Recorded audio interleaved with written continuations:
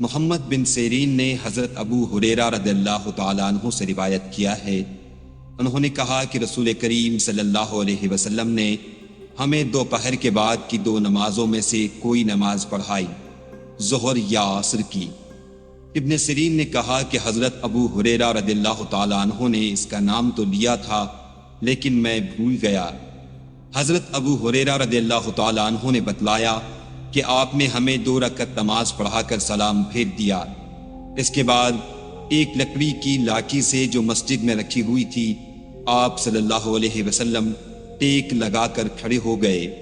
ایسا معلوم ہوتا تھا کہ جیسے آپ بہت ہی خفا ہوں، اور آپ نے اپنے دائیں ہاتھ کو بائیں ہاتھ پر رکھا اور ان کی انگلیوں کو ایک دوسرے میں داخل کیا، اور آپ نے اپنے دائیں رخسار مبارک کو بائیں ہاتھ کی ہتھیلی سے سہارا دیا۔ جو لوگ نماز پڑھ کر جلدی نکل جایا کرتے تھے وہ مسجد کے دروازوں سے پار ہو گئے۔ پھر لوگ کہنے لگے کہ کیا نماز کم کر دی گئی ہے؟ حاضرین میں ابو بکر اور عمر رضی اللہ تعالیٰ عنہ بھی موجود تھے، لیکن انہیں بھی آپ سے بولنے کی ہمت نہ ہوئی۔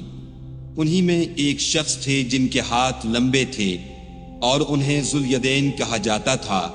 انہوں نے پوچھا، یا رسول اللہ صلی اللہ علیہ وسلم، کیا آپ بھول گئے یا نماز کم کر دی گئی ہے؟